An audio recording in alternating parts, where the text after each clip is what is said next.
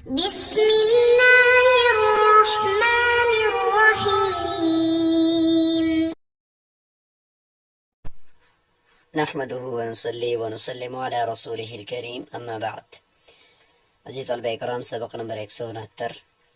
اور آج ہم حرمت نکاح کے اسباب پڑھتے ہیں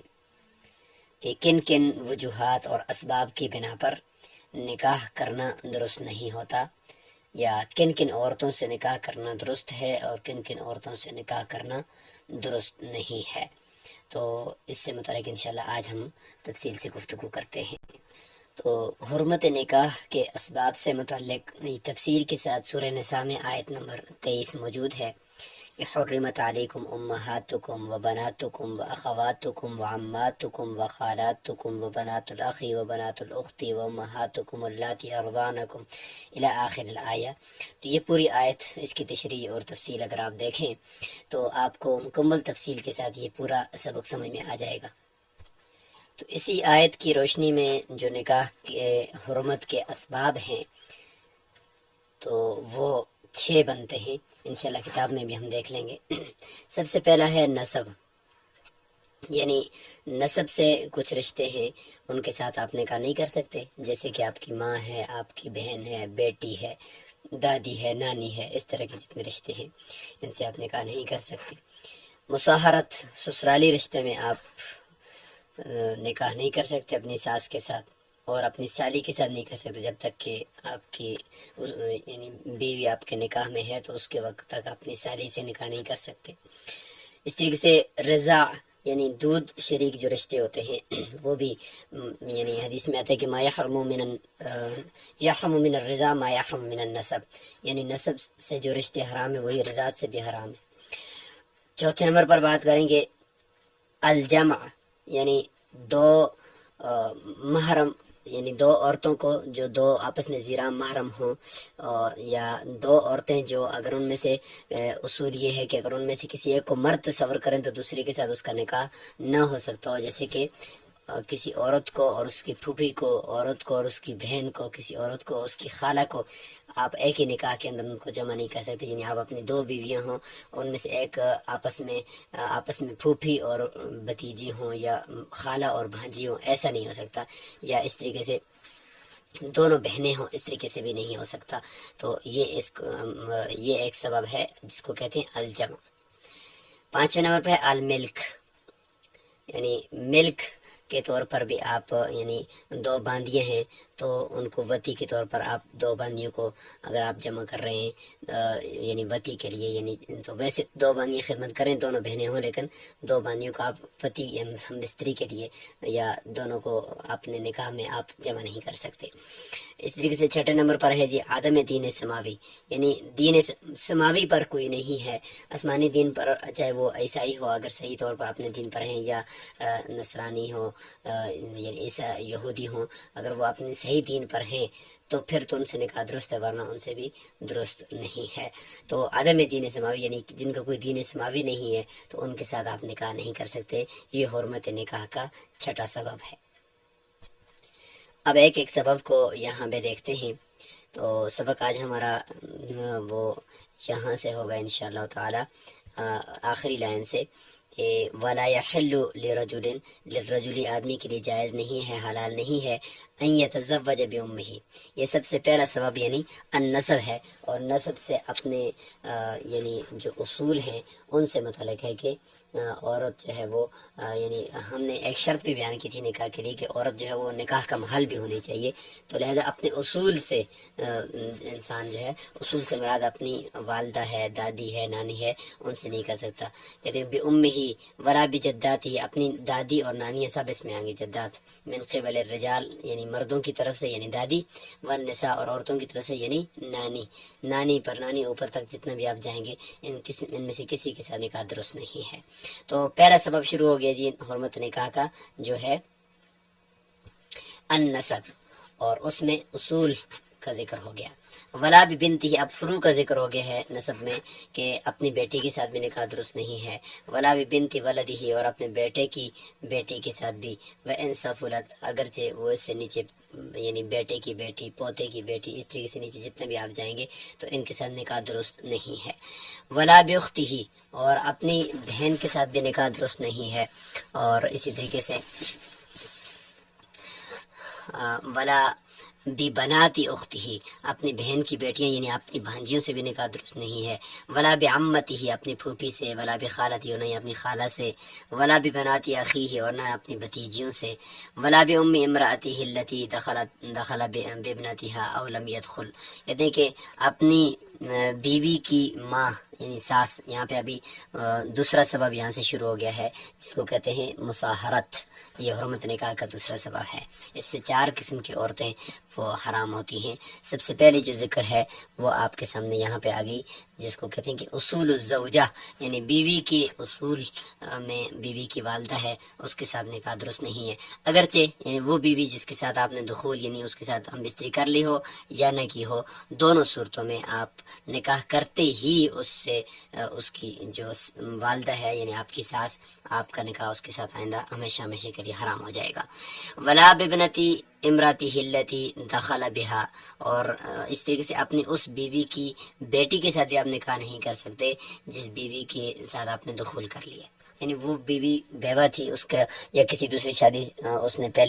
پہلی شادی کی ہوئی تھی اور اس پہلی شادی سے کچھ اولاد تھی، اس سے متعلقہ ہو کر آئی ہے، یا اس کا شوہر فوت ہوا تھا اور اس کے بعد آپ کے نکاح میں آئی ہے، تو وہ جو پہلی اس کی بیٹی ہے وہ آپ کی ربیبہ ہے. تو قرآن مجید میں ہے وَرَبَائِبُكُمُ اللَّاتِي فِي حُجُورِكُم مِّن نِّسَائِكُمُ اللَّاتِي دَخَلْتُم بِهِنَّ، اس میں دخلتم بہن کی قید ہے کہ جن عورتوں کے ساتھ آپ نے دخول کر لیا، بستری کر لی ہے، تو پھر آپ ان کی جو ربیبہ آپ کی ربیبہ ہوگی اور اس کی جو پہلے نکاح سے بیٹی ہے اس کے ساتھ آپ نکاح نہیں کر سکتے. البتہ یہ بیوی کی فروع آپ اس کو سمجھ لیں تو البتہ یہ کہ اگر آپ نے ابھی تک اس بیوی کے ساتھ دخول نہیں کیا، فَإِن لَّمْ تَكُونُوا دَخَلْتُم بِهِنَّ فَلَا جُنَاحَ عَلَيْكُمْ، تو پھر تمہارے لیے گناہ نہیں ہے کہ آپ اس کی جو بیٹی ہے پہلی شادی سے اس سے نکاح کر سکتے ہیں. سواء كانت في حجره او في حجری او في حجر غیره، چاہے اس کی پرورش میں ہو وہ بیٹی ربیبہ بیٹی یا کسی دوسری کی پرورش میں ہو،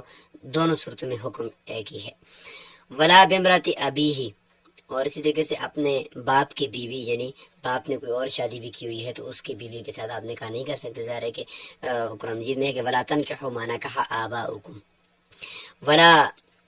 اجداد ہی، اور اس طریقے سے اپنے دادا کی بیوی اگر انہوں نے کسی اور طرف سے شادی کی ہے تو ان کے ساتھ بھی آپ نکاح نہیں کر سکتے. ولا بامرأة ابنہ، اور نہ ہی اپنے بیٹے کی بیوی اپنی بہو کے ساتھ بھی نکاح درست نہیں ہے. ولا بنی اولادہ، اور نہ ہی اپنے پوتوں کی بیویوں کے ساتھ، اس طریقے سے نیچے جتنا بھی آپ جائیں ان کے ساتھ نکاح بھی آپ کا درست نہیں ہے. ولا بأمہ من الرضاعۃ، اب رضاعت کا مسئلہ شروع ہو گیا ہے اور یہ حرمت کا سمجھ لیں کہ یہ تیسرا سبب ہے رضاعت. لہذا اپنی رضائی ماں سے نکاح درست نہیں ہے. یحرم من الرضا ما یحرم من الرضا ما یحرم من النسب، یعنی رضاعت سے بھی وہی رشتے حرام ہوتے ہیں جو نسب سے حرام ہوتے ہیں. لہذا جیسے ماں کے ساتھ نسبی ماں کے ساتھ نکاح درست نہیں تو رضائی ماں کے ساتھ بھی درست نہیں ہے. ولا بأختہ من الرضا، اپنی اخت جیسے کہ نسبی بہن کے ساتھ نکاح درست نہیں ہے تو رضائی بہن کے ساتھ بھی نکاح درست نہیں ہے. یعنی اس میں یاد رکھیں کہ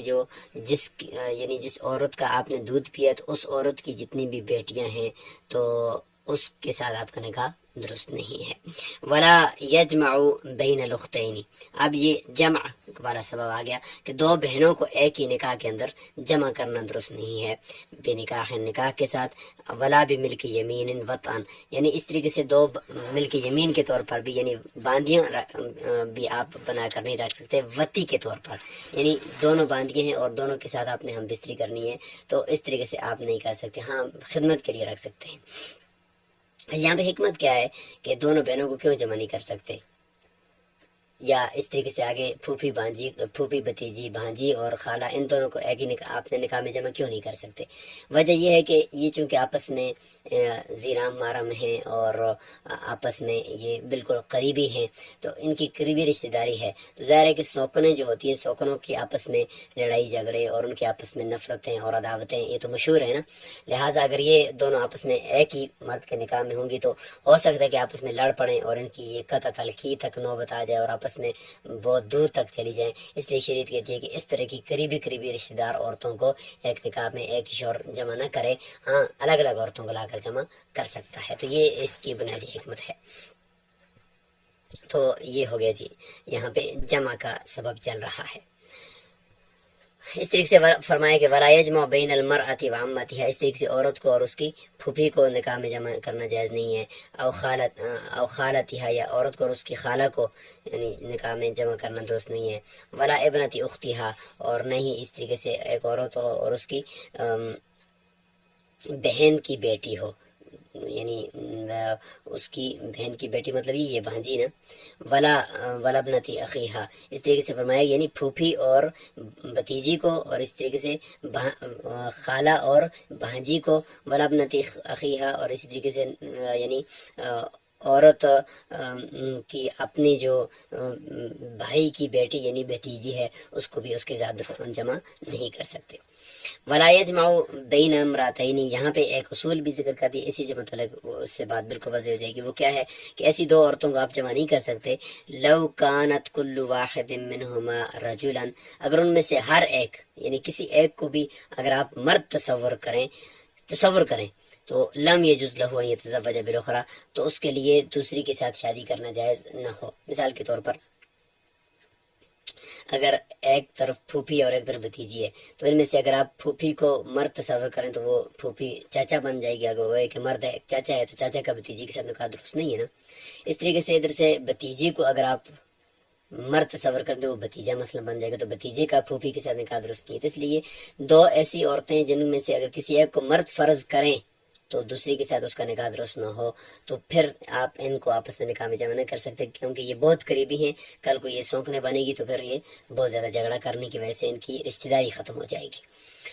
البتہ اگر ان میں سے کوئی ایک ایسی ہو کہ ان کے ساتھ نکاح یعنی ایک طرف سے اس کو مرد فرض کرو تو نکاح درست ہوتا، لیکن دوسرے کو مرد فرض کرو تو نکاح درست نہیں ہوتا، اس طریقے سے اگر ہے یعنی دونوں طرف سے ایسا نہیں ہے کہ اگر ایک کو مرد فرض کرو دوسرے کے ساتھ نکاح درست نہیں ہے، بلکہ ایک طرف سے تو ایسا ہے کہ اس کو مرد فرض کرو تو نکاح درست نہیں ہے، لیکن دوسری طرف سے اگر مرد فرض کرو تو نکاح درست ہو جاتا ہے۔ مثال کے طور پر ایک عورت ہے اور اس کی ایک جو ہے وہ سوتیلی، مثال کے طور پر ایک عورت ہے اور اس کی شوہر کی ایک دوسری سمجھ لیں کہ بیٹی ہے، شوہر کی کسی دوسری نکاح سے بیٹی ہے اور ایک عورت ہے، اب ان دو عورتوں کو آپ آپس میں نکاح میں جمع کر سکتے ہیں، کیوں؟ اس لیے کہ اگر آپ اس بیٹی کو مرد فرض کریں تو اپنی سوتیلی ماں کے ساتھ نکاح تو درست نہیں ہے، یہاں سے تو ٹھیک ہے، لیکن دوسری طرف سے اس سوتیلی ماں کو اگر آپ یعنی مرد فرض کریں تو وہ تو سوتیلی ماں تو نہ بنی نا، وہ تو مرد ہوگی، تو مرد تو وہ اجنبی ہو گیا، کیونکہ سوتیلی ماں تو نہیں ہے بہرحال نا، وہ تو مرد بن گیا، تو مرد تو وہ کچھ اجنبی ہو گیا، لہٰذا اس کا نکاح پھر اس لڑکی کے ساتھ درست ہو جاتا ہے، تو اس لیے یہاں پہ ایک طرف سے تو نکاح درست نہیں ہوتا، دوسری طرف سے نکاح درست ہو جاتا ہے، اس لیے ان دو کو آپس میں جمع کر سکتے ہیں۔ بہرحال ولا بأس بأن یجمع بین امرأۃ وبنت زوج، یہ ایک مثال آ گئی کہ وہی مثال جس طرح بھی میں نے آپ کو دی کہ نکاح کرنا درست ہے، یعنی جائز ہے، آدمی کا کوئی حرج نہیں ہے کہ کوئی آدمی جمع کرے ایک عورت کو وبنت زوج، اور اس طریقے سے اس شوہر کی ایک دوسری بیٹی سے کان لہا من قبل، جو اس شوہر کی یعنی کان لہا من قبل یعنی وہ شوہر جو اس عورت کا پہلے تھا۔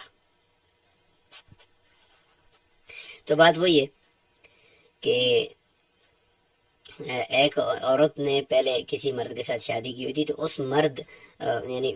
ایک عورت نے کسی کے ساتھ شادی کی ہوئی ہے مرد کے ساتھ، اس مرد کی ایک اور شادی ہے، اس سے ایک بیٹی ہے، تو یہ اس عورت کی وہ بیٹی جو ہے وہ سوتیلی بیٹی بن گئی نا، تو ان دونوں کو آپس میں ایک نکاح میں جمع کر سکتے ہیں، کیونکہ اس کی اپنی بیٹی تو نہیں ہے نا، بلکہ کسی اور کی بیٹی ہے، کسی اور کی کے وطن سے وہ پیدا ہوئی ہے، اس عورت سے تو نہیں ہوئی. لہٰذا اس مرد نے گویا کہ 2 شادیاں کی ہوئی تھی، تو ایک شادی سے وہ بیٹی ہے اور دوسری شادی سے کی جو عورت ہے،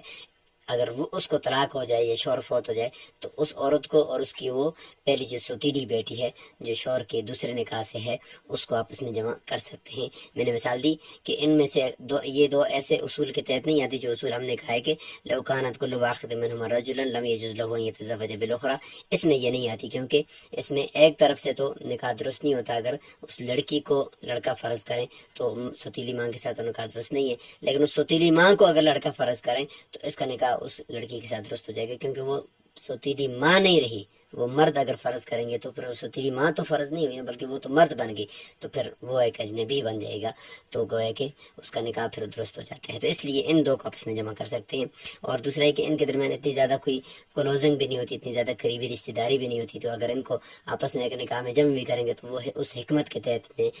یہ نکاح بھی درست ہو جائے گا، کیونکہ سوکن اگر بن بھی گئی، اگر کوئی اختلاف آ بھی گیا تو کوئی اتنی بڑی بات اس میں نہیں ہے کہ ان کی کوئی رشتہ داری قطع ہونے کا مسئلہ ہو. ومن زنا بامرأة حرمت علیہ امها وبنتها، اسی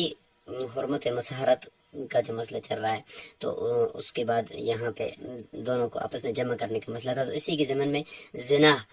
کا مسئلہ بھی چھیڑ دیا کہ اگر کسی نے زنا کر لیا ہے عورت کے ساتھ تو اس زنا کرنا اگرچہ برا فعل ہے، لیکن اس سے بھی حرمت مصاہرت، سسرالی حرمت جو ہے وہ نکاح وہ بھی ثابت ہو جائے گی. لہٰذا کسی عورت، زانیہ عورت جس کے ساتھ کسی آدمی نے زنا کیا ہے تو اس آدمی کے اوپر اس زانیہ کی ماں، اس کی بیٹی دوسری جو ہیں وہ اسی طریقے سے حرام ہوں گی جس طریقے سے نکاح اگر آدمی کسی عورت کے ساتھ کرتا ہے تو اس کی وجہ سے اس عورت کی ماں اور بہنیں جس طریقے سے اس آدمی پر حرام ہوتی ہیں، تو اسی طریقے سے اس زنا کی وجہ سے بھی حرمت مصاہرت ثابت ہو جائے گی. اگرچہ امام شافعی رحمۃ اللہ علیہ کے نزدیک نہیں ہوگی، وہ فرماتے ہیں کہ چونکہ زنا ایک برا فعل ہے اور قبیح عمل ہے، اس وجہ سے اس کی وجہ سے اتنے ایک یعنی سسرالی ایک جو رشتہ داری کی وجہ سے جو ایک مبارک قسم کے اصول نکلتے ہیں وہ اس برے فعل کو نہیں دیں گے. وَإِذَا طَلَّقَ الرَّجُلُ امْرَأَتَهُ، اگر کسی آدمی نے عورت کو طلاق دے دی، اپنی بیوی کو طلاق دے دی، طلاقاً بائنا، طلاق بائن دے دی ہے، تو اب اس میں اشکال ہے کہ کیا ایک عورت کو طلاق بائن مل گئی ہے تو اس کی بہن کے ساتھ اب نکاح کر سکتا ہے، کیونکہ 2 عورتوں کو جمع کرنے والی بات تو اب نہیں، کیونکہ عورت کو طلاق دے دی. لیکن کہتے ہیں کہ اگر وہ طلاق بائن میں ہے لیکن جب تک وہ عدت گزار رہی ہے، تو عدت گزارنے میں ظاہر بہت سارے مرد کے اوپر لوازمات ہوتے ہیں، عورت کو نان نفقہ دینا، گھر میں رکھنا، تو جب تک یہ ہیں تو اس وقت تک وہ اس کی بہن کے ساتھ نکاح نہیں کر سکتا، متعلقہ عورت کی بہن کے ساتھ. کیوں؟ اس لیے کہ ہو سکتا ہے کہ یعنی اس میں دوبارہ نکاح کی نوبت ان کی آ جائے، یا یہ کہ ابھی تک وہ اس کے گھر میں ہے تو اوپر سے یہ آئیں گی تو یہ بھی صورتاً جمع پایا جائے گا. تو اس طرح کی ساری چیزیں ہیں، اور ہو سکتا ہے کہ اس کا بچہ ابھی تک عورت کا پیٹ میں بچہ ہو تو پھر وہ حرمت یعنی اس کی جو عدت ہے وہ طویل ہو جائے. تو یہ ساری چیزوں کو دیکھنے کی وجہ سے جب تک مکمل طور پر وہ عدت سے نکلی نہیں ہے اس وقت تک اس متعلقہ عورت کی بہن کے ساتھ یہ شخص نکاح نہیں کر سکتا، ورنہ وہی جمع والی بات آ جائے گی. لم یجوز له ان یتزوج باختها، اس متعلقہ عورت کی بہن کے ساتھ نکاح کرنا جائز نہیں ہے، حتی تنقضی عدتها، یہاں تک کہ اس کی جو متعلقہ عورت ہے اس کی عدت پوری ہو جائے. ولا يجوز للمولى ان يتزوج امته، اس طریقے سے مولا کے لیے جائز نہیں ہے کہ وہ اپنی باندی سے نکاح کرے. وللمرأة عبدها، اور اسی طریقے سے عورت کے لیے یہ بھی جائز نہیں ہے کہ وہ اپنے غلام سے نکاح کرے، کیونکہ غلام مالک اور مملوک میں وہ والے جتنے بھی لوازمات ہوتے ہیں جو نکاح کے میاں بیوی کے ساتھ ہوتے ہیں. کچھ چیزوں کی مالک بیوی ہوتی ہے، کچھ چیزوں کے حقوق کے مالک شوہر ہوتا ہے، جبکہ یہاں پہ تو جو غلام ہے یا جو باندی ہے وہ تو کسی چیز کی بھی مالک نہیں ہے نا، وہ تو آپ کی مملوک ہے، وہ مالک نہیں بن سکتی. لہٰذا جو نکاح کے ثمرات ہیں وہ سارے ان دونوں کے اندر نہیں آ سکتے، اس طریقے سے 2 آزاد مرد اور عورت کے درمیان آ سکتے ہیں. اس لیے ان کا نکاح کے درست نہیں، کیونکہ ان کے ساتھ مطلب اگر باندھی ہے تو اس کے ساتھ تو وطی اور ہم بستری ویسے بھی جائز ہے بغیر نکاح کے بھی، تو پھر نکاح کرنے کا اس میں کوئی فائدہ بھی نہیں ہے. وَيَجُوزُ تَزْوِيجُ الْكِتَابِيَّاتِ، یہاں پہ آگے جی عدم دین سماوی والا جو سبب تھا حرمت کا نکاح کا وہ اس میں ذکر کریں گے. تو کہتے ہیں کہ کتابیات یعنی وہ اگر حقیقت میں اپنے دین سماوی پر ہوں، یعنی اہل کتاب میں سے عیسائی اور یہودیوں میں سے اپنے ہوں، ان میں سے اگر کوئی ایسے آپ کو مل جائیں اتھینٹک، تو پھر آپ ان کے ساتھ نکاح کر سکتے ہیں. اگر اس طرح نہیں ہے تو پھر آپ موجودہ جو عیسائی ہیں اور یہودی ہیں تو انہوں نے اپنے جو کہ کتاب کو بھی بلا دی ہے اور وہ ایک برائے نام سے ہیں، اس لیے ان کے ساتھ تو نکاح پھر بھی درست نہیں ہوگا. ولا يجوز تزویج المجوسیات، مجوسیات یعنی مجوسی عورتیں جو آگ کی پوجا کرنے والی ہیں ان کے ساتھ نکاح درست نہیں ہے، کیونکہ وہ کسی بھی دین سماوی پر نہیں ہے، وہ آگ کی پوجا کرتے ہیں. ولل وثنیات، اور اس طریقے سے بت پرست مشرکین، قرآن مجید میں ہے کہ ولا تنکحوا المشرکات حتی یؤمن، تو ان کے ساتھ بھی درست نہیں ہے، وثن بت کو کہتے ہیں. ویجوز تزویج الصابیات، صابیات، صابی ایک فرقہ ہے جو یہود و نصارہ سے ہٹ کر انہوں نے خود ہی اپنا فرشتوں کی پوجا شروع کر دی تھی. دین سماوی پر یہ بعض کے نزدیک ہیں. امام صاحب فرماتے ہیں کہ یہ ادریس علیہ السلام کی مثلا پوجا کرتے تھے، بعض کہتے ہیں نوح علیہ السلام کے دین پر تھے. اس طریقے سے مختلف اقوال ان سے متعلق ملتے ہیں. اگر باقی یہ اس طریقے سے ہیں تو پھر تو یہ اہل کتاب میں آئے داخل ہو جائیں گے اور ان کے ساتھ نکاح درست ہو جائے گا. اگر اس میں سے نہیں ہے،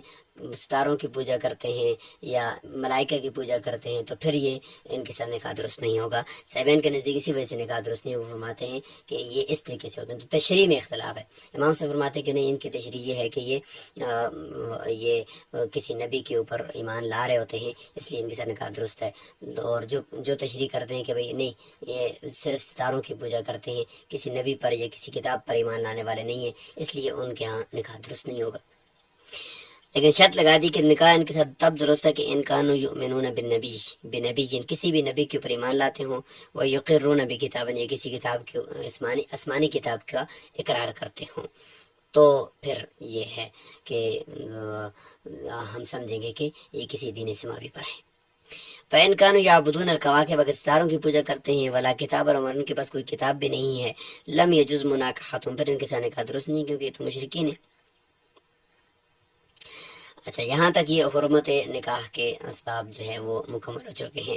آگے یہ ہے کہ کیا حالت احرام کے اندر انسان نکاح کر سکتا ہے؟ تو اس میں احناف کے نزدیک وہ کر سکتا ہے. اس کے لیے یعنی حالت احرام کے اندر وہ نکاح، عقد نکاح تو کر سکتا ہے، البتہ وطی جو ہے وہ نہیں کر سکتا، اس کے لیے رکاوٹ ہے. اس کے لیے فرمایا وَيَجُوزُ لِلْمُحْرِمِ وَالْمُحْرِمَةِ، محرم مرد، محرم عورت یعنی جنہوں نے احرام باندھا ہوا ہے، ان کے لیے جائز ہے یتزوج فی حالت احرام، حالت احرام میں عقد نکاح کر سکتے ہیں، البتہ وطی نہیں کر سکتے.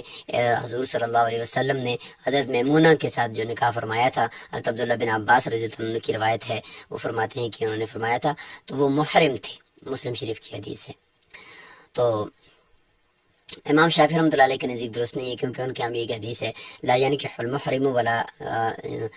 ينکح، نہ ان کا نکاح کیا جائے اور نہ ہی نکاح وہ خود کرے. تو بہرحال اس میں ایک اختلافی مسئلہ ہے، پھر ان کی روایات کے درمیان آپس میں تعارض کی بات آتی ہے، پھر اس کو حل کیا جاتا ہے. انشاءاللہ بڑی کتب کے اندر اس کو آپ دیکھیں گے. تو آج کا سبق بس یہیں پہ ہی سٹاپ کر لیتے ہیں. آج ہم نے حرمت نکاح کے جو 6 اسباب تھے ان کو ہم نے تفصیل سے پڑھا. نسب ہے، مصاہرت ہے، جمع ہے، اور اسی طریقے سے ہم نے اس میں یہ بھی پڑھ لیا کہ مطلب 2 عورتوں کو آپس میں جمع کرنے کا جو مسئلہ تھا وہ ہم نے پڑھ لیا. تو یہ ہم نے تقریباً 6 عدم دین سماوی، آخر میں ہم نے ایک سبب پڑھ لیا. 6 اسباب کل ہم نے پڑھ لیا. اچھی طریقے سے آپ ان کو یاد رکھیں اور انہیں کی ضمن میں جو آیت ہے اس کو ضرور دیکھ کر، اس کی تفصیل اور اس کی تشریح کو ضرور دیکھ کر آئیں. السلام علیکم ورحمۃ اللہ وبرکاتہ.